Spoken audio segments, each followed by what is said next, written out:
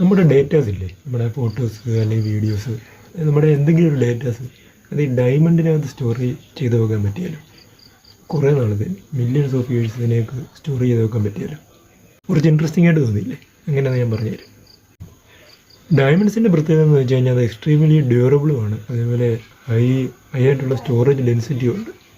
So ഇതിൽ ആദ്യം ചെയ്യുന്നതെന്ന് വെച്ച് കഴിഞ്ഞാൽ ലേസർ പൾസസ് ഉപയോഗിച്ചിട്ട് ഈ ഡയമണ്ട്സിൻ്റെ സ്ട്രക്ചറിൽ ചില ഡിഫക്ട്സ് ഉണ്ടാകും. അങ്ങനെ ഉണ്ടാകിയ ആ ഒരു വിടവിലേക്ക്, ആ ഒരു വേക്കൻസിയിലേക്ക് നൈട്രജനെ റീപ്ലേസ് ചെയ്യും. ഇതിനെ നൈട്രജൻ വേക്കൻസി സെൻറ്റേഴ്സ് എന്ന് പറയും. ഈ nitrogen vacancy centres negatively charged ആയിരിക്കും. അപ്പോൾ അതിനെ ഒരു ന്യൂട്രലാക്കാൻ വേണ്ടി ഒരു സ്പെസിഫിക് വേവ് ലെങ്ത് ഉള്ള ഒരു ലേസറുമായിട്ട് അതിനെ ഹിറ്റ് ചെയ്യുമ്പോൾ അത് ന്യൂട്രലാകും. അപ്പോൾ ആ ന്യൂട്രലാകുമ്പോഴാണ് അതൊരു ബിറ്റായിട്ട് കൺവേർട്ട് ആകുന്നത്, ബിറ്റായിട്ട് പ്രവർത്തിക്കും. ഇതല്ലാതെ അൾട്രാ ഫാസ്റ്റ് ലേസർ വെച്ചിട്ടും ഈ ഒരു വേക്കൻസി ക്രിയേറ്റ് ചെയ്തിട്ടുണ്ട്. പക്ഷേ ഈ അൾട്രാ ഫാസ്റ്റ് ഉപയോഗിക്കുന്ന ഒരു പ്രത്യേകത എന്ന് വെച്ച് കഴിഞ്ഞാൽ അതൊരു ചെറിയൊരു വേക്കൻസി അല്ല, ഒരു ഡിഫക്റ്റ് അല്ല അവിടെ ഉണ്ടാകുന്നത്, ഒരു വലിയൊരു സൈറ്റ് അവിടെ ക്രിയേറ്റ് ആകും. ഈ സൈറ്റ് എന്നൊക്കെ പറയുമ്പം ഒരു അറ്റോമിക്, വളരെ സബ് അറ്റോമിക് ലെവലിലാണ് നടക്കുന്നത്, ക്വാണ്ടം വേവിലുള്ള രീതിയിലാണ് പറയുന്നത്.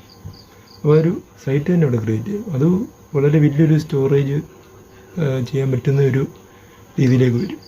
ഈ ഒരു മെത്തേഡിൻ്റെ ഒരു വേറൊരു പ്രത്യേകത എന്ന് പറയുന്നത് മറ്റ് എന്ത് ക്വാണ്ടം കമ്പ്യൂട്ടറാണെങ്കിലും ക്വാണ്ടം ഏതൊരു ടെക്നോളജി അല്ലെ ക്വാണ്ടം റിലേറ്റഡ് എന്ത് ചെയ്യണമെങ്കിലും വളരെ കുറഞ്ഞ ടെമ്പറേച്ചറാണ്. പക്ഷേ ഈ ഒരു മെത്തേഡ് ചെയ്യാനായിട്ട് ഡയമണ്ടിൻ്റെ സ്ട്രക്ചർ മാറ്റി അവിടെ നൈട്രജൻ വെക്കുന്നതിന് റൂം ടെമ്പറേച്ചർ മതി.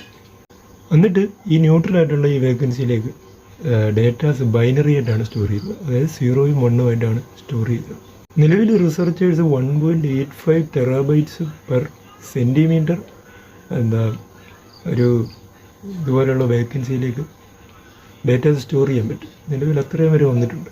അതായത് നമ്മളിപ്പോൾ നോർമലായിട്ട് ചോദിക്കുന്ന ഒരു എക്സാമ്പിൾ എടുക്കുക, ഒരു ബ്ലൂറേ ഡിസ്ക്, അതിൻ്റെ ഒരു 2000 മടങ്ങ് ഇരട്ടി സ്റ്റോർ ചെയ്യാൻ പറ്റും. വേറൊരു പ്രത്യേകത എന്ന് പറയുന്നത് ഈ NV സെൻറ്റേഴ്സ്, അതായത് നൈട്രജൻ വേക്കൻസി സെൻറ്റേഴ്സിന് ഇറേസ് ചെയ്യാൻ, റീറൈറ്റ് ചെയ്യാനും പറ്റും.